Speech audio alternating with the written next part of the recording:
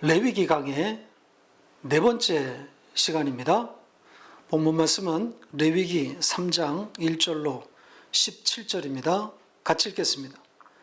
사람이 만일 화목제의 제물을 예물로 드리되 소로 드리려면 수컷이나 암컷이나 흠 없는 것으로 여호와 앞에 드릴지니 그 예물의 머리에 안수하고 회막 문에서 잡을 것이요 아론의 자손 제사장들은 그 피를 제단 사방에 뿌릴 것이며 그는 또 그 화목제의 제물 중에서 여호와께 화제를 드릴지니 곧 내장에 덮인 기름과 내장에 붙은 모든 기름과 두 콩팥과 그 위에 기름 곧 허리 쪽에 있는 것과 간에 덮인 꺼풀을 콩팥과 함께 떼어낼 것이요 아론의 자손은 그것을 제단 위에 불 위에 있는 나무 위에 번제물 위에서 살을 찌니 이는 화제라 여호와께 향기로운 냄새니라. 만일 여호와께 예물로 드리는 화목제의 제물이 양이면 수컷이나 암컷이나 흠 없는 것으로 드릴지며 만일 그의 예물로 드리는 것이 어린 양이면 그것을 여호와 앞으로 끌어다가 그 예물의 머리에 안수하고 회막 앞에서 잡을 것이요 아론의 자손은 그 피를 제단 사방에 뿌릴 것이며 그는 그 화목제의 제물 중에서 여호와께 화제를 드릴지니 그 기름 곧 미골에서 밴 기름진 꼬리와 내장에 덮인 기름과 내장에 붙은 모든 기름과 두 콩팥과 그 위에 기름 곧 허리 쪽에 있는 것과 간에 덮인 꺼풀을 콩팥과 함께 떼어낼 것이요 제사장은 그것을 제단 위에서 불사를 지니 이는 화제로 여호와께 드리는 음식이니라. 만일 그의 예물이 염소면 그것을 여호와 앞으로 끌어다가 그것의 머리에 안수하고 회막 앞에서 잡을 것이요 아론의 자손은 그 피를 제단 사방에 뿌릴 것이며 그는 그 중에서 예물을 가져다가 여호와께 화제를 드릴지니 곧 내장에 덮인 기름과 내장에 붙은 모든 기름과 두 콩팥과 그 위에 기름 곧 허리 쪽에 있는 것과 간에 덮인 꺼풀을 콩팥과 함께 떼어낼 것이요 제사장은 그것을 제단 위에서 불사를 지니 이는 화제로 드리는 음식이요 향기로운 냄새라. 모든 기름은 여호와의 것이니라. 너희는 기름과 피를 먹지 말라. 이는 너희의 모든 처소에서 너희 대대로 지킬 영원한 규례니라. 아멘. 레위기 3장은 화목제에 관한 이야기입니다. 우리가 앞에서 본 1장과 2장은 제물의 종류에 따른 제사법이었고 3장부터는 제사의 목적에 따른 제사법이라 이렇게 말할 수 있을 겁니다. 화목제를 시작으로 속죄제 그리고 속건제의 순으로 기록되어 있습니다. 우리는 1장과 2장을 통해서 짐승이 제물로 드려질 때와 곡식이 제물로 드려질 때의 제사법을 살펴보았습니다. 짐승이 제물로 드려질 때를 학자들은 번제라 그리고 곡식이 제물로 드려질 때는 소제라 이렇게 이름을 붙였지만 근거 없다 그랬죠. 모두 화제라 그랬습니다. 자, 짐승이 제물로 올라갈 때도 화제, 곡식이 제물로 올라갈 때도 화제입니다. 태운다는 거죠. 짐승도 곡식도 모두 태워지는 거라고 그랬습니다. 그러니까 화제인 거죠. 오늘 우리가 보려고 하는 3장의 화목제 역시 화제입니다. 그러니까 화목제의 제사 방식은 제물을 태우는 방식이라는 거죠. 소나 양이나 염소 등을 죽여서 제단 위에서 태우는 제사입니다. 자, 우선 화목제라고 하는 용어부터 좀 보고 가겠습니다. 우리 성경은 각 주를 통해서 화목제는 감사제라고도 할 수 있다 이렇게 적었습니다. 이것이 어디서 근거한 것이냐 하면 화목제물이 곧 감사제물이라고 그렇게 기록한 것이 여러 곳 있기 때문입니다. 이 화목제가 레위기 6장과 7장에서는 더 자세하게 나오는데 거기에도 감사 제물이라는 그런 표현이 등장합니다. 한번 보고 가겠습니다. 레위기 7장 12절입니다. 같이 읽겠습니다. 여호와께 드릴 화목 제물의 규례는 이러하니라. 만일 그것을 감사함으로 드리려면 기름 섞은 무교병과 기름 바른 무교 전병과 고운 가루에 기름 섞어 구운 과자를 그 감사 제물과 함께 드리고 또 유교병을 화목제의 감사 제물과 함께 그 예물로 드리되. 보시는 것처럼 화목 제물을 감사 제물로 받고 있죠. 그래서 화목제는 감사의 의미를 담고 있는 것이어서 감사제라고 할 수 있다는 취지입니다. 이 화목제라고 번역된 이 단어를 보면 샬롬의 제사입니다. 그러니까 화목제는 샬롬의 의미를 잘 담아낸 좋은 단어 선택이라고 할 수 있습니다. 평화나 평강이 아닌 화목이란 단어를 선택한 것은 아주 잘한 일이라고 생각합니다. 화목은 하나님과의 관계가 복원되었다는 의미로 통용되고 있는 단어이기 때문입니다. 앞으로 우리가 보게 될 속죄제나 이 속건제가 있지만 화목제 역시 이 속죄가 전제되어 있다고 하는 것을 잊어서는 안 됩니다. 희생 제물이 바쳐지지 않았다면 하나님과의 화목이 없기 때문입니다. 자, 로마서 5장 10절로 11절입니다. 같이 읽겠습니다. 곧 우리가 원수 되었을 때에 그의 아들의 죽으심으로 말미암아 하나님과 화목하게 되었은즉 화목하게 된 자로서는 더욱 그의 살아나심으로 말미암아 구원을 받을 것이니라. 그뿐 아니라 이제 우리로 화목하게 하신 우리 주 예수 그리스도로 말미암아 하나님 안에서 또한 즐거워하느니라. 하나님 아들의 죽으심으로 말미암아 하나님과 화목되었다 그러죠. 희생 제물이 먼저 바쳐져야 화목이 있는 겁니다. 그러니까 화목제를 통해서 제사자, 즉 예배자는 뭘 기억하게 되는 거겠습니까? 속죄 제물이 저렇게 태워져 올라가므로 그 제물로 인해서 하나님과의 관계가 회복되었다는 것, 복원되었다는 것을 확인하게 되는 거죠. 그 제물의 희생이 아니면 회복의 길이 없다는 것을 확인하는 겁니다. 그래서 감사제, 감사의 제사라고도 부를 수 있는 겁니다. 그 희생제물로 인해서 하나님께 나아갈 수 있게 되었기 때문에 그 베푸신 은혜를 찬송하게 되는 거죠.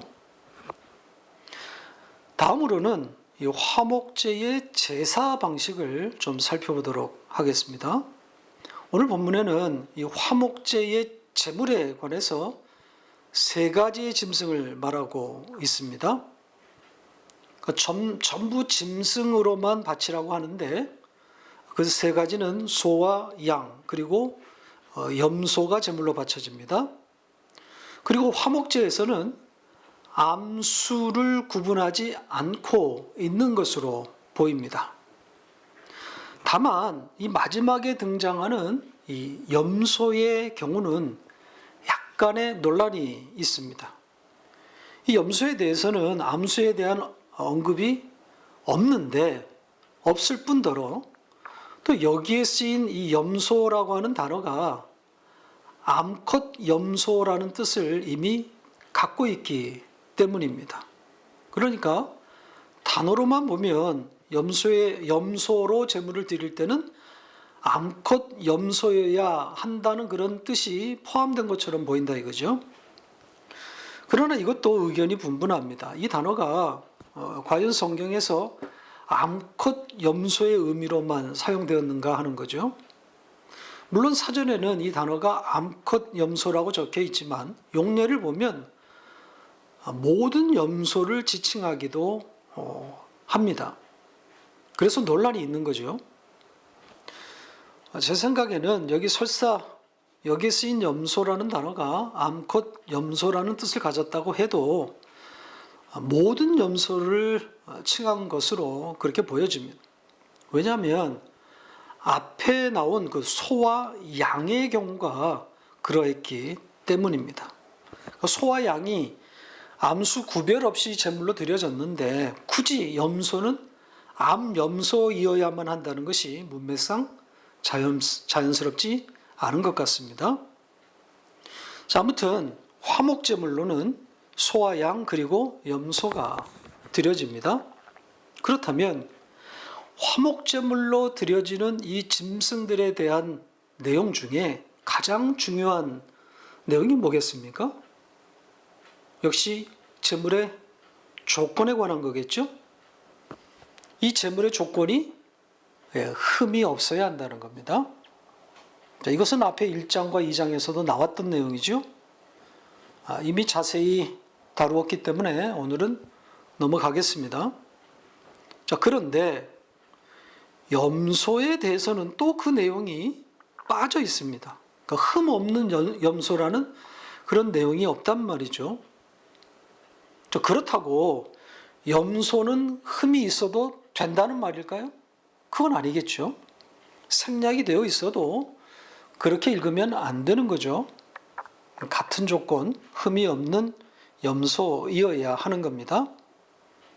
왜냐하면 이 모든 화목제물이 누구를 담고 있기 때문이겠어요? 예수 그리스도이기 때문입니다. 흠 없는, 무죄한 예수 그리스도란 말이죠. 그래서 염소도 흠이 없어야 맞는 겁니다. 다음은 제사의 형태를 보겠습니다. 제물을 가져오는 제사자는 이 짐승을 죽이기 전에 안수해야 합니다. 짐승의 머리에 손을 얹는다는 거죠. 어떤 의미가 있는 거죠? 죄의 전가라 그랬죠. 그러니까 화목제라고 해도 속죄가 전제되어야 하기 때문입니다. 그래서 화목제물도 죄를 뒤집어 쓰는 절차가 필요한 겁니다. 그렇게 짐승에게 죄가 전가되고 나면 그 제사자는 그 짐승을 죽입니다. 제사장이 죽여주는 것이 아니라 제사자 본인이 그 짐승을 죽여야 합니다. 그러니까 안수를 통해서 죄가 전가된 그 짐승을 본인이 직접 죽이도록 함으로써 장차 일어나게 될 십자가 사건을 예표한 것이다. 이런 성격을 갖습니다. 그 흠없는 희생 제물을 본인이 죽이는 것 어떤 의미겠습니까? 바로 예수를 우리가 죽였다고 하는, 내가 죽였다고 하는 그 의미를 담은 거죠. 예수를 죽인 자가 누굽니까? 문자적으로는 예수에게 실망한 군중이고 유대인이겠지만 의미상으로는 우리인 거죠. 내가 죽인 겁니다. 우리가 예수를 십자가에 못 박은 거란 말입니다. 그렇게 예수를 죽여야 내가 살아나는 거죠. 그 예수를 죽이지 않은 자는 그 예수와 상관이 없는 겁니다. 안수해서 자기 죄를 그 예수에게 전가시키지 않은 자는 자기 의로 사는 자예요. 예수 없이, 십자가 없이 하나님께로 가겠다는 거죠. 자, 이 속죄의 방식, 이 십자가의 방식을 담아놓기 위해서 짐승에게 직접 안수하고 또 직접 그 짐승을 본인이 죽이는 겁니다. 예수를 죽이는 거예요. 그러니까 죄투성이인 인간이 흠없고 무죄한 예수를 죽이는 겁니다. 그렇게 예수를 밟고 자기는 살아나는 겁니다. 어찌 보면 잔인한 거죠. 그게 하나님의 사랑입니다. 자기 아들을 죽여서 택한 백성을 살려내는 아가페의 그 사랑인 겁니다. 자, 그 다음은 제사장의 역할이 기록되어 있습니다. 제사자가 그 짐승을 죽이고 나면 제사장은 그 짐승의 피를 제단 사방에다 뿌립니다. 그러니까 온 동네의 피비린내가 진동하게 되는 거죠. 자, 이 피 뿌림의 행위가 무엇을 상징하는 거겠습니까? 당연히 예수 그리스도의 죽음인 거죠. 십자가에서의 죽으심을 말하고 있는 겁니다. 그래서 신약 성경의 저자들이 이 피뿌림이라고 하는 표현을 사용하고 있는 겁니다. 한 곳만 보고 가겠습니다. 베드로전서 1장 2절 같이 읽겠습니다. 곧 하나님의 아버지의 미리 아심을 따라 성령이 거룩하게 하심으로 순종함과 예수 그리스도의 피뿌림을 얻기 위하여 택하심을 받은 자들에게 편지하노니 은혜와 평강이 너희에게 더욱 많을지어다. 예수 그리스도의 피뿌림이라고 그러죠. 제사장이 제물의 피를 제단 사방에다 뿌리는 그 행위를 그대로 연상시키는 표현입니다. 그러니까 같은 이야기라는 거죠. 아버지의 버리심을 당한 아들이 아버지의 택한 자들을 구원하기 위해서 십자가에 달려 죽게 되는 그 그림을 고스란히 담고 있는 겁니다. 그렇게 피가 뿌려지고 나면 제사장은 이제 그 제물의 일부를 태우게 됩니다. 제단 위에 있는 장작에 올려서 그 짐승의 일부를 태워 올립니다. 그러니까 화제인 거죠. 화목제는 화제로 올리는 제사입니다. 자, 그런데 이 화목제의 제사 방법은 지금 방금 말씀드린 것처럼 짐승을 몽땅 태우지 않습니다. 내장 중에서도 콩팥과 내장에 붙어 있는 기름 정도를 태웁니다. 이 콩팥이라고 번역된 단어가 콩팥이 아닌 다른 장기를 뜻할 때도 있지만 이 두 개라고 되어 있기 때문에 콩팥으로 보는 것이 맞는 것 같습니다. 따라서 짐승의 살코기와 대부분의 이 내장들, 이것은 다 제외시켜 놓고 콩팥과 일부 내장의 기름만 태우는 방식입니다. 그러니까 좀 특이하다고 할 수 있죠. 자, 왜 이런 방식을 취했을까요? 자, 이 제사 방식에 담긴 의미를 찾으려면 어떻게 접근하는 것이 좋을까요? 저는 이 제물에 태우지 않는 부위가 모든 살코기와 또 먹을 수 있는 내장이라는 점에 착안해서 이 화목제와 한번 연결해 보았습니다. 그 태우지 않은 부위들, 그것들은 다 누구에게로 돌아가는 거겠습니까? 3장에 언급은 없지만 7장으로 가면 화목제물의 고기는 제사장의 음식이라고 되어 있습니다. 다만 화목제의 고기는 당일에 모두 먹어 없애야 합니다. 소원이나 자원하는 의미가 담긴 화목제물이면 그 이튿날까지도 먹을 수 있지만 일반적인 화목제물은 반드시 당일에 다 먹어야 합니다. 만약 당일에 소화되지 않으면 나머지는 모두 태워 없애야 합니다. 그러니까 당일에 먹지 못한 그 남긴 고기를 태우지 않고 그 다음 날에도 계속해서 먹게 되면 이미 드린 제사는 무효가 됩니다. 그리고 그것을 먹은 자, 그 제사장은 그 제사장에게로 그 죄가 돌아가게 되는 겁니다. 그러니까 제사의 의미가 다 무너지고 마는 거죠. 그러니까 제사의 시작도 중요하지만 마무리 역시 까다로운 규정을 두고 있습니다. 제사자가 제물을 가져오는 것부터 마지막 그 음식을 먹는 것까지, 제사장들이 그 음식을 먹는 것까지 전 과정에 제사의 의미가 손상되지 않도록 장치를 마련해 둔 겁니다. 속죄제나 속건제 역시 제사 후에 제물을 이 제사장에게 돌리는 그런 규례가 있지만 이렇게 화목제만큼 까다롭게 규정을 두지는 않았습니다. 당일에 먹어야 한다든지 뭐 이후에 남은 것은 태워 없애야 한다든지 그런 규정이 없단 말이죠. 감사의 의미를 담고 있는 화목제물은 반드시 당일에 모두 먹어야 합니다. 내일로 넘기지 말라는 거죠. 그 제사 당일날에 먹으라고 강제함으로써 제사장 역시 그 제사자와 마찬가지로 화목제의 의미를 놓치지 말라는 그런 주문이 아니겠습니까? 이것은 직업 종교인이 자칫 빠지게 될 수 있는 위험성, 즉 예배자가 아니라 예배 주관자 혹은 예배 연출자가 되지 말라는 그런 의미를 담고 있는 것 아닐까요? 화목제물을 급히 그 당일에 먹음으로 그 제물을 바친 제사자와 마찬가지로 그 제사자의 심정과 마찬가지로 그 제사의 의미를 곱씹을 수 있게 하는 겁니다.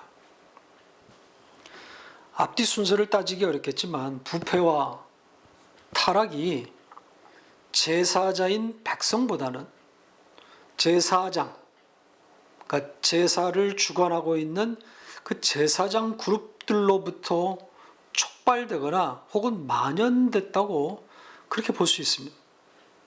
제사를 직업적으로 주관하다 보니까 제사가 점점 만만하게 보일 뿐 아니라 그 제사를 통해서 자기들의 부와 명예를 쌓을 수 있는 그런 도구로 전락되어 버릴 수 있기 때문입니다. 처음에야 긴장과 또 경건, 엄숙이었겠지만 시간이 흐르면서 매너리즘에 빠지게 되고 그러면서 점점 제사가 만만해지는 거죠. 그러니까 하나님이 주신 제사 규정을 조금씩 어겨가는데도 눈에 보이는 그런 징벌도 없고 그러다 보니까 제사보다는 제사밥에 눈이 가게 되는 거란 말이죠.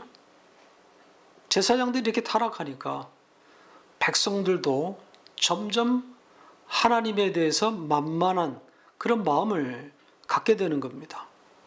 제사장도 저렇게 자기 것 챙기는데 자기 것 챙기느라고 저렇게 혈안이 되어 있는데도 별 탈이 없는 걸 보니까 백성들도 대담해지는 거죠. 그래서 건강하고 튼실한 그런 짐승 대신에 빌빌거리고 병든 놈으로 제물을 삼게 되는 거죠. 이렇게 함께 타락하는 겁니다. 그래서 자기를 위한 제사로 변질되어 가는 거죠. 하나님께 제사를 드린다고는 하지만 사실은 자기를 섬기는 우상 숭배의 장이 되는 겁니다. 이런 것이 가능해진 것은 제사가 만만해 보였기 때문이고 나아가 하나님도 만만해지는 겁니다. 그 배경에 제사장의 몫이 너무 큰 거죠. 제사장의 타락이 결정적인 겁니다. 제사장의 타락은 이렇게 백성이 드린 제물을 잘못 관리한 것으로 시작되는 겁니다. 제사자의 심정이 되지 못하고 그러니까 예배자가 되지 못한 거죠. 제사의 주관자 혹은 관리자로 전락했기 때문입니다. 당일 먹으라고 했을 때 그것을 먹으면서 제사자의 심정과 같아졌어야 하는데 그렇지 못한 겁니다. 자, 이 정도 하고 다음 주제로 넘어가겠습니다. 태우는 화제가 나올 때마다 함께 등장했던 상용구가 있었죠. 이는 화제라. 그 다음에 나오는 표현이 뭐였겠습니까? 여호와께 향기로운 냄새니라 였죠. 오늘 화목제에도 반복되고 있는데 그 제물이 태워져 올라가는 화제를 말할 때마다 이것은 하나님께 향기로운 냄새다 이렇게 말합니다. 이 향기로운 냄새에 대해서는 그 의미에 대해서는 이미 우리가 살펴본 바 있습니다. 향기로운 제물이신 예수 그리스도가 그랬죠. 반복해서 설명드리지 않겠습니다. 자, 그런데 오늘 본문에서는 색다른 표현이 하나 또 등장했습니다. 향기 대신에 음식이라는 표현입니다. 오늘 본문을 자세히 읽으면 드려지는 제물에 따라서 각각 다르게 표현된 것을 발견할 수 있습니다. 소의 제물일 때는 1장과 2장의 표현하고 같습니다. 이는 화제라 여호와께 향기로운 냄새니라. 그런데 양의 제물에서는 뭐라고 되어 있습니까? 11절에 보면 이는 화제라 여호와께 드리는 음식이니라 이렇게 되어 있죠. 향기 대신에 음식이라고 되어 있습니다. 하나님이 먹겠다는 거죠. 그리고는 염소의 제물일 때는 이 두 표현이 또 섞여 나옵니다. 뭐라고 되어 있습니까? 16절에 보면 이는 화제로 드리는 음식이요 향기로운 냄새라 이렇게 되어 있습니다. 그러니까 마치 동격처럼 묘사되어 있는 거죠. 자, 냄새라고 하는 표현도 아주 동적인, 역동적인 표현인데 음식이라고 하니까 더욱 역동적으로 느껴집니다. 그러니까 하나님이 막 움직이는 것 같은 거죠. 하지만 하나님은 인간이 아니시기 때문에 인간처럼 냄새를 맡거나 혹은 무엇을 먹는 존재가 아닙니다. 자, 이것은 인간이 이해하기 쉽도록 하나님을 형상화시킨 표현 기법입니다. 신학에서는 신인 동형론적 표현이라고 그렇게 부르기도 합니다. 하나님을 인간에게 빗대어서 표현한 거라는 거죠. 따라서 냄새니 음식이니 하는 표현은 모두 하나님이 받으실 만한 제물이다 이런 의미를 담아놓은 겁니다. 이걸 문자로 읽는 바보는 없겠죠. 제단 위에 다 타버린 콩팥과 그런 기름 찌꺼기를 그걸 어떻게 먹겠습니까? 하나님이 그 죄를 받아 먹는다는 겁니까? 그런 이야기가 아니라 예수 그리스도라고 하는 그 화목 제물 그것을 받으시겠다는 뜻입니다. 그걸 냄새를 맡는다, 음식을 먹는다 이렇게 표현한 겁니다. 예수만 받겠다는 뜻입니다. 자, 마지막으로 17절에 이 제사장에게 돌려진 이 제물의 고기 그것과 관련된 첨가되어져 있는 내용을 보고 마치겠습니다. 마지막 17절에 보면 화목제물의 기름과 피는 먹지 말라 이렇게 되어 있습니다. 그리고 이 명령과 함께 이것은 대대로 지켜야 할 영원한 규례다 이렇게 못 박아 놓았습니다. 엄청난 무게를 실어 놓은 거죠. 이 영원이라고 하는 개념이 실리면 당연히 예수 그리스도로 연결되는 겁니다.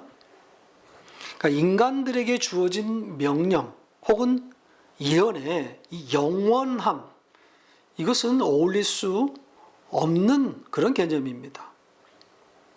그러니까 인간에게 주어진 그 명령이나 혹은 예고 이런 것에 영원이라고 하는 개념이 들어가면 이건 예수 그리스도와 직결되어 있는 겁니다.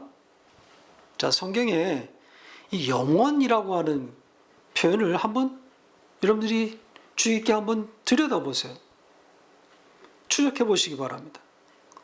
그리고 그 영원이라는 표현과 함께 등장했던 예언 중에 문자적으로 과연 성취된 것이 하나라도 있는지 확인해 보세요. 없습니다. 자, 한 문장만 예를 들어 보겠습니다. 창세기 13장 14절 15절입니다. 같이 읽겠습니다. 롯이 아브람을 떠난 후에 여호와께서 아브람에게 이르시되 너는 눈을 들어 너 있는 곳에서 북쪽과 남쪽 그리고 동쪽과 서쪽을 바라보라. 보이는 땅을 내가 너와 네 자손에게 주리니 영원히 이르리라. 롯이 소돔 땅을 차지한 후에 하나님께서 실망한 아브람을 찾아오셔서 하신 말씀이죠. 뭐라고 하십니까? 눈에 보이는 동서남북 모든 땅을 아브람과 그의 자손에게 영원히 주시겠다 이렇게 말하고 있죠. 자, 이게 문자적인 뜻이라면 아브람과 그의 후손이 그 눈에 보이는 그 땅, 최소한 팔레스타인 땅이라도 영원토록 차지해야 맞는 것 아닙니까? 한 번도 빼앗기지 말아야 하고 당연히 지금도 지배해야 맞는 거죠. 그러나 그렇게 되었습니까? 역사가 뭘 말해줍니까? 아브라함의 후손들이 전 세계에 흩어져서 얼마나 유리방황했습니까? 그들이 그 땅을 온전히 차지한 적은 그리 많지 않습니다. 혹자는 1948년에 이스라엘이 독립된 것을 두고 서방 국가의 도움으로 이 팔레스타인을 점령하게 된 것을 두고 이 말씀의 성취라고 주장하는데 말도 안 되는 소리입니다. 수백 년 만에 돌아온 것도 그렇고 돌아와서 점령을 했지만 반쪽짜리 점령 아닙니까? 예루살렘 한복판에 이슬람교를 믿는 아랍인들이 반쪽을 여전히 차지하고 있단 말이죠. 그래서 지금도 끊임없이 서로를 향해서 총구리를 겨누고 있지 않습니까? 그리고 더 본질적인 문제는 지금의 이스라엘 사람들이 아브라함의 후손입니까? 이스라엘의 순수 혈통의 유대인들이 있습니까? 유대인의 문화와 또 유대인의 전통과 종교는 있을지언정 유대인은 없어요. 그러니까 지금 이스라엘은 순수 유대인이 아니란 말이죠. 아브라함의 후손이 아닙니다. 따라서 아브라함과 그의 자손에게 영원히 그 땅을 주시겠다고 한 이 하나님의 말씀은 문자적으로는 성취된 것이 없어요. 자, 그러면 하나님이 실현한 겁니까? 하나님이 그런 분입니까? 성경은 하나님이 실현하는 분이 아니라 그러지 않습니까? 따라서 어떻게 읽으라는 거겠어요? 네, 상징으로, 알레고리로 읽으라는 겁니다. 따라서 영원의 존재이고 또 영원이라고 하는 영역 가운데 계시는 예수 그리스도를 담고 있는 겁니다. 그러니까 눈에 보이는 그 땅, 그 동서남북 그 땅을 영원히 주시겠다고 하는 것은 예수 그리스도를 주시겠다고 하는 뜻입니다. 물리적인 땅을 주겠다는 말이 아니라는 거죠. 마찬가지로 오늘 본문의 영원한 규례라고 하는 것도 예수 그리스도를 담은 겁니다. 그러니까 기름과 피를 먹지 말라고 하는 것은 예수 그리스도를 직격하고 있는 거예요. 감히 인간이 손댈 것이 못 된다는 거예요. 따로 분리된, 구분된 하나님만 받으시는 것이라는 그런 의미인 겁니다. 그래서 기름에 대해서는 그 앞절인 16절에 모든 기름은 여호와의 것이니라 이렇게 말하고 있는 겁니다. 그러니까 기름이 어떤 상징을 담고 있는지를 알려주는 그런 대목인 거죠. 자, 성경을 이렇게 문자적으로만 읽으면 아무런 의미가 없습니다. 그러니까 문자적인 피와 기름, 이걸 먹어서는 안 된다, 이런 말이 아니란 말이죠. 동물의 피, 동물의 기름을 기독교인들은 먹으면 안 된다, 이런 교훈은 아닙니다. 건강 혹은 의학적인 기준과 판단에 따라서 개별적으로 결정하시면 됩니다. 먹어도 되고 먹지 않아도 되는 거죠. 전부 상징입니다.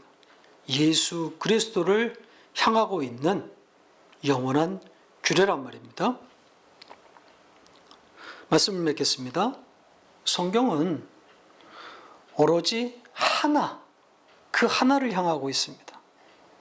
그 하나를 놓치면 일거나 마나입니다.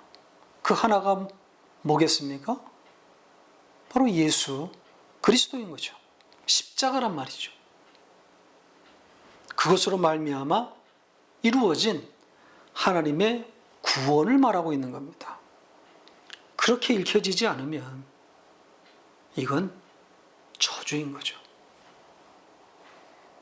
예수 그리스도를 발견해야, 그 속에서 예수 그리스도를 발견해야 사는 것인데, 그 예수는 보이지 않고 윤리와 도덕 그리고 교훈 혹은 학문 따위로 난무되면 그건 망한 겁니다.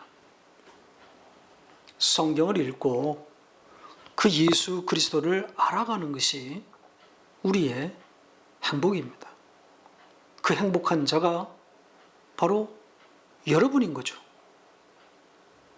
예수와 십자가, 그 복음으로 행복, 여러분이시기를 바랍니다.